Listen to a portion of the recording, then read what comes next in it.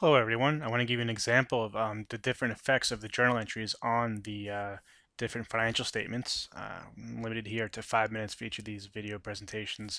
But as you can see, we have the journal entries over here, which in effect you can see real time how it goes into the T accounts and how it affects the different financial statements. We have the income statement, owner's equity statement, and balance sheet.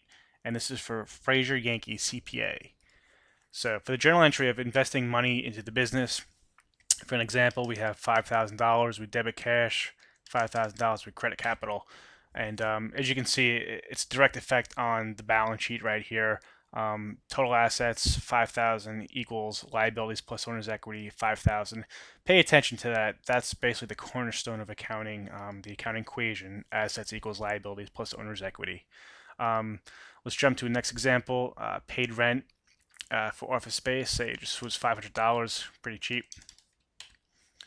We can see we're reducing cash here and increasing the rent expense. So this is the first entry that we're actually going to hit the income statement. The income statement is affected by $500. We haven't made any money yet.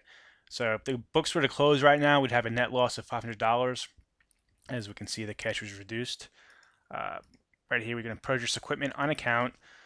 Say it's $5,500, and we're going to increase assets by $5,500, and we're going to increase our liabilities by $5,500. So as we can see, the net effect, make sure assets equals liabilities plus owner's equity, which it does. That transaction did not affect the income statement at all. Again, that was just balance sheets affecting the balance sheet. Now this next one, we provide services for cash.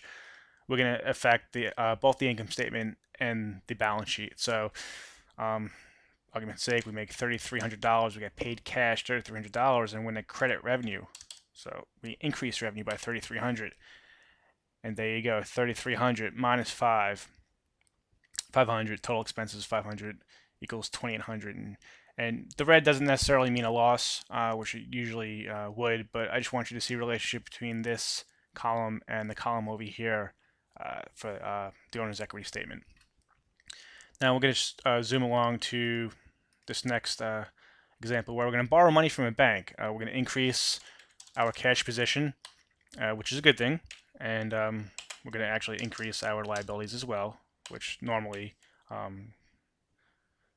is not good, but it can be good.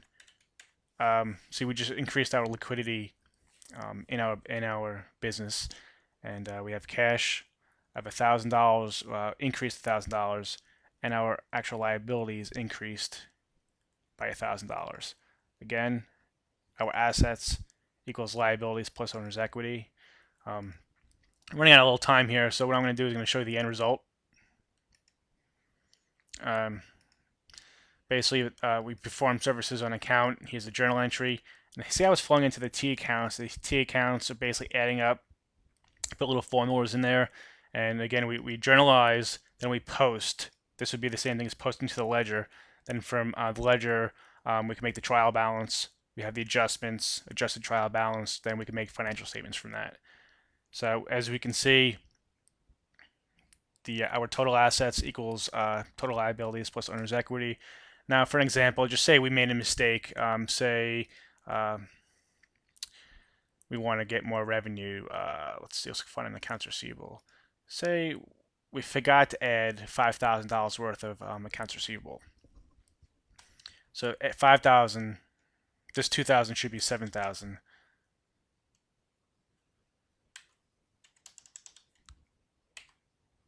See how we're still in balance. Total assets equals total liabilities and owner's equity, and we actually made a bigger profit because our service revenue increased.